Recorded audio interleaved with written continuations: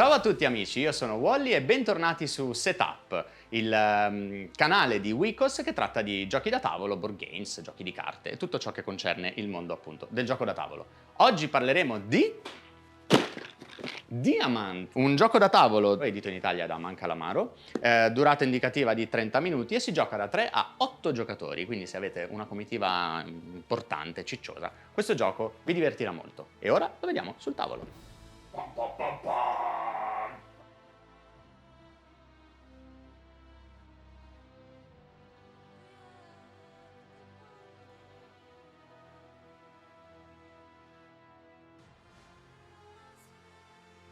Bene, allora abbiamo visto il setup velocizzato e andiamo a capire un attimo come funziona la meccanica di questo gioco. Allora, che cos'è intanto Diamant? Diamant, voi siete degli esploratori che andrete appunto in queste caverne denominate Takora, che sono note per i diamanti e anche per le trappole. Quindi lo scopo del gioco è quello di entrare nella caverna, recuperare più diamanti dei vostri avversari e uscire indenni dalla caverna.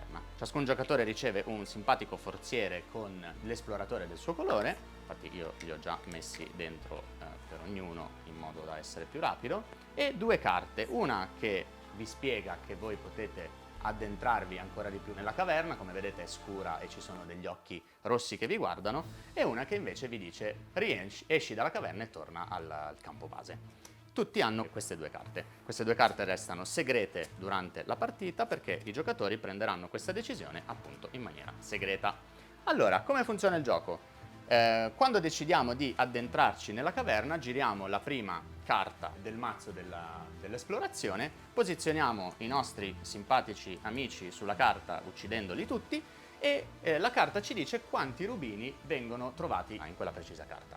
In questo caso ce n'è solo uno. Se i rubini sono divisibili per il numero dei giocatori, vengono distribuiti equamente e quello che avanza resta sulla carta. In questo caso è un solo diamante, un solo rubino e non si può dividere per tre, quindi rimane lì sulla carta. A questo punto i giocatori decidono con le loro carte, in maniera segreta contemporaneamente, se proseguire l'esplorazione della caverna o tornare indietro e abbandonare l'esplorazione. Quindi in questo caso, essendo solo uno, facciamo finta che tutti i giocatori abbiano deciso di proseguire l'esplorazione della caverna. E quindi cosa succede? Si gira un'altra carta. Oh, ce ne sono 14 su questa carta, quindi sono tantissimi. Quindi tutti si spostano, aiuto, e si prendono 14 rubini dalla riserva e si distribuiscono. Quindi ne ricevono 4 a testa. 4, 4 e 4. E tutto quello che rimane sulla tessera. Ora, come prima, tutti i giocatori segretamente decidono se proseguire o uscire dalla caverna. Se un giocatore decide di uscire, uno o più giocatori decidono di uscire, che cosa fanno? Facciamo finta che io abbia deciso di uscire dalla caverna mentre gli altri hanno deciso di proseguire. Io, che sono il giocatore rosso, torno al campo base e recupero, se nessun altro è uscito, tutto quello che trovo lungo il percorso di uscita della caverna, tranne quella da cui sono uscito, e quello che io ho arraffato lo metto nel mio bellissimo forziere. Questi diamanti non mi saranno mai più tolti. Il gioco prosegue in questo modo fino a quando tutti non escono oppure succedono delle cose che ora andiamo a far vedere. Quando si prosegue la spedizione ci sono delle carte trappola, ok? Quindi quando i giocatori rivelano una carta trappola devono sempre decidere se proseguire o meno, ma a rischio e pericolo, perché quando viene rivelata una seconda carta trappola identica, tutti i giocatori all'interno della caverna perdono, sono obbligati a tornare fuori al campo base, tutti i diamanti dentro la caverna vengono persi e tutto quello che non è stato messo in salvo uscendo viene perso. Quindi solo i diamanti che sono stati messi dentro i forzieri sono salvi, tutto il resto è perso.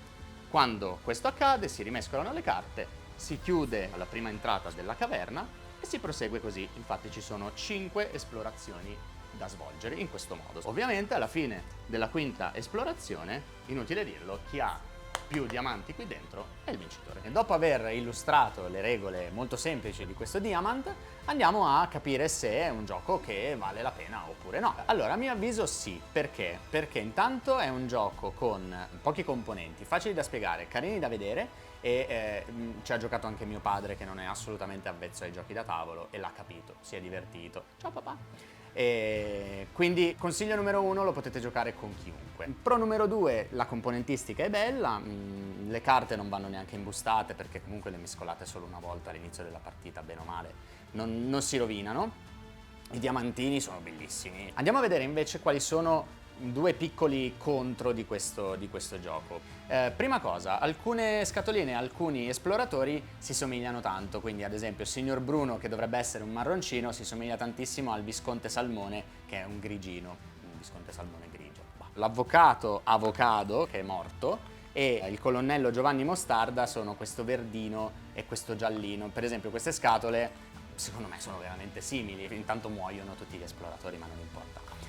Si fa veramente fatica a capire chi è chi. Questa cosa dei colori potrebbe dare fastidio magari a chi è daltonico e vorrebbe utilizzare questo gioco, potrebbe fare un po' di fatica. Seconda e ultima critica che mi sento di fare da giocatore è che queste scatoline sono poco robuste, si smontano durante la partita, magari tu apri la tua scatolina per metterci dentro i tuoi diamantini e ti rimane un pezzo in mano. Bene, con questo abbiamo detto i pro e i contro, abbiamo illustrato il gioco, commentate il video se il gioco vi piace, se lo avete, se lo conoscete, se avete provato la versione Ink and Gold, che è poi la versione da cui questo gioco è tratto, ditemi se vi piace, se non vi piace, iscrivetevi al canale. Con questo abbiamo concluso, grazie per essere stati qui con noi e ci diamo appuntamento al prossimo video. Ciao ciao!